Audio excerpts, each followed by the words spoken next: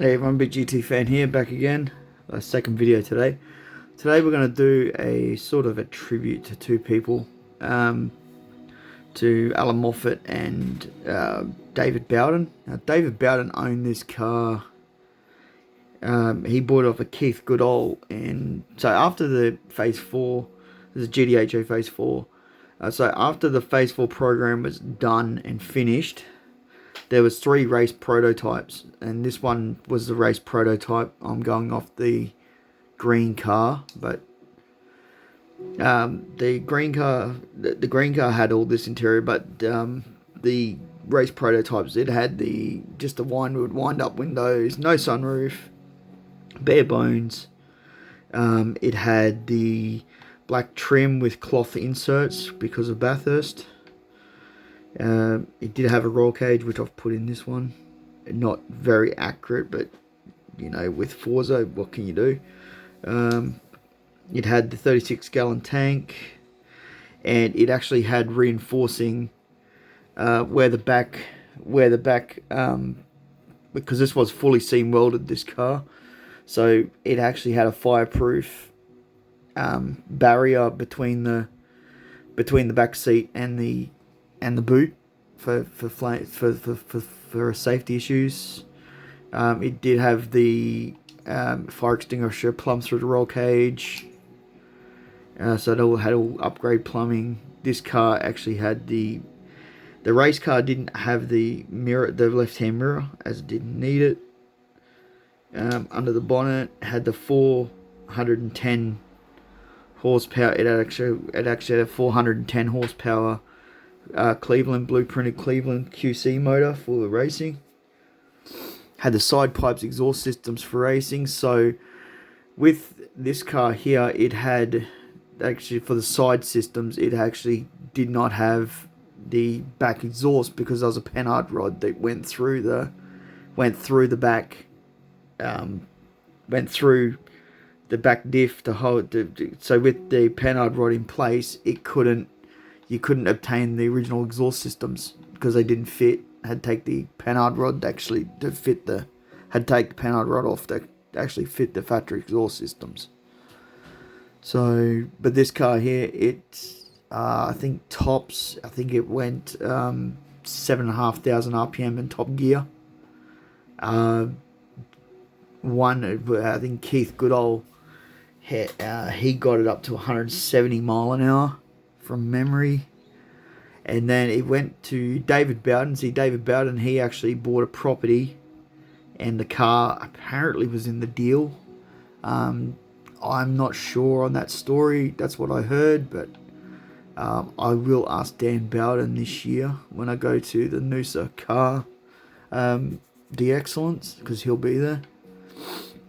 David Bowden, he lost his life this year. Rest his soul, with but he kept he had a lot of collection. Bowden's own, buy their products, support them. But he died this year. He lost his battle with Parkinson's disease.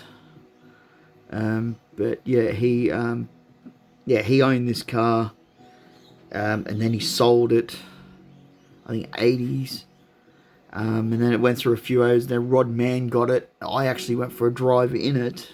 It was the story at Beanley Coles, where I was working.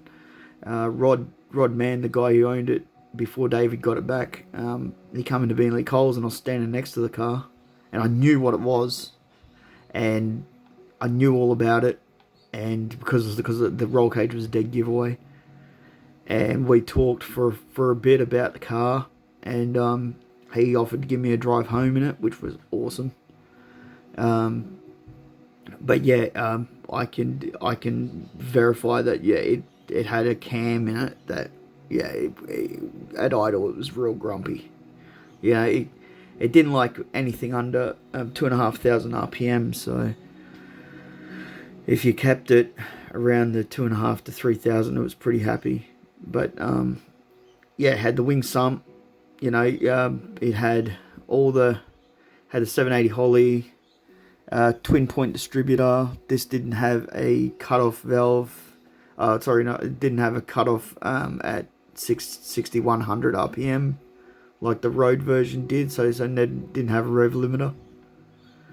Had the vacuum tank for the brakes, bigger alternator, 3-core the 4-core, I think it had a 4-core radio, 3-core radio, I'm not really sure. Brake system, bigger brakes. It had the Bathurst globes as they were homologated. They were homologated for racing after this program had finished, when the Group C era came in. So anyone that got a Phase 3, because they had to homologate the wheels for Bathurst, anyone that got a Phase 3 got a free set of wheels. So, but this was actually the last 4-door sedan to go into racing for the GTs. Then they chose I think they ended up choosing the XA GT RPO 83. So the RPO 83, it had a lot of the Phase 4 parts. So after this, so when the program was done, finished, they had 200 sets of these parts that had to go into production. So the leftover carburetors, motors, blocks, Detroit locker diffs, the 7A Hollies, the cams, everything went into the RPO 83. So it was given the regular production order, as they had to get rid of all these parts. So they put it, I think 230 specials. The 230 of the RPO 83s were done for the XA, and then Moffat, Gagan, they had the coupe, and then Gibson and John Goss got a coupe, and they were literally a Phase 4. They say that I'm pretty sure the McLeod car was actually the Phase 4 mule, but they say there was only four Phase 4s produced, but the promo car was a Phase 4. It was a Phase 4, so that's 5. There were a couple of coupes, I'm pretty sure. There was this car. This car changed hands, and then Rob Mann sold it back to David Bowden in '99, I'm pretty sure.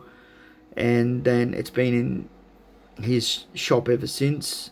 The spare, it was owned by a lot of collectors, and then Paul Carthew got it. Only had 4,000 miles on the odometer.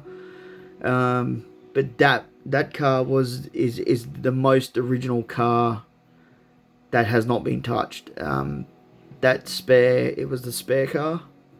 But this car here, having Allan Moffat's thing, it says now that this car was actually destined for Fred Gibson, not Allan Moffat. Allan Moffat's car was the Carthew car, Paul Carthew car. So,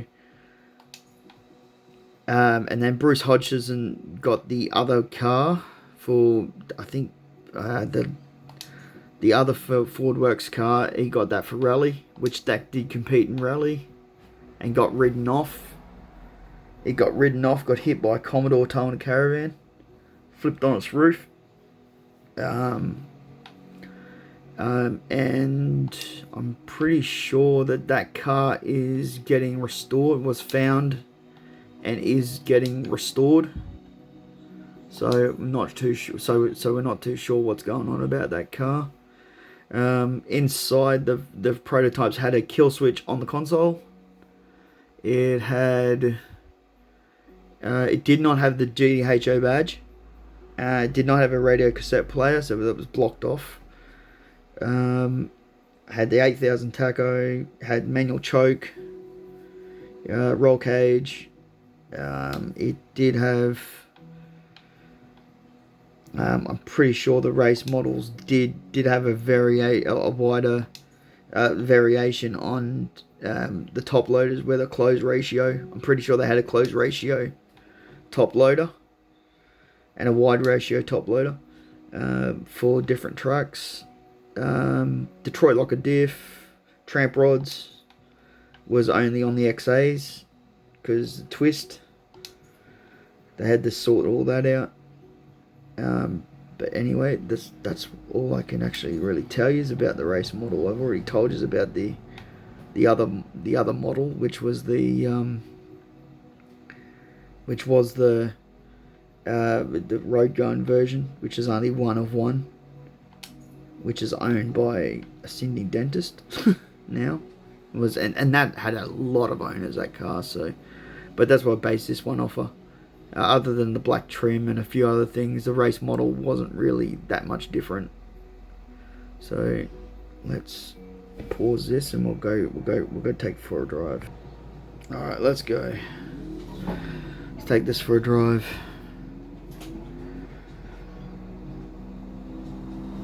And do one drive and then we'll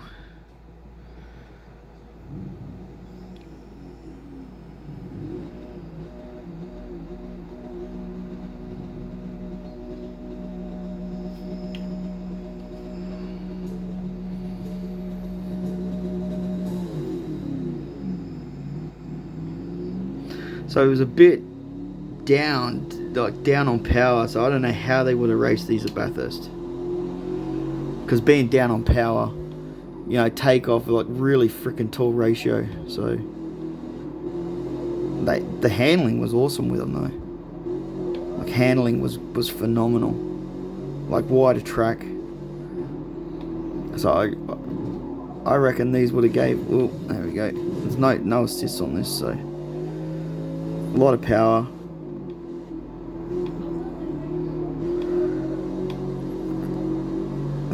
And I don't think there's straight on this track, so.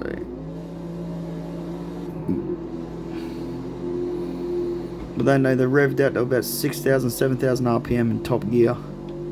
Well, I reckon they would have went to 8 and before they would have detonated because there was no rev limiter.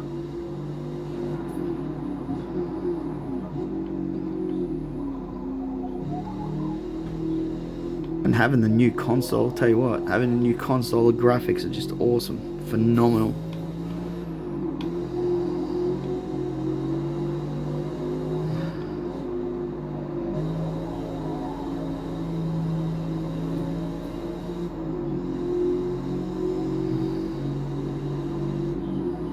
Oh, there you go. Anyway, that was it. Well, anyway, that was my review of the XA GTHO Phase 4 and the RP83s, where all the parts for the Phase 4s went. And I shall get back to you with another review later. Big GT fan out.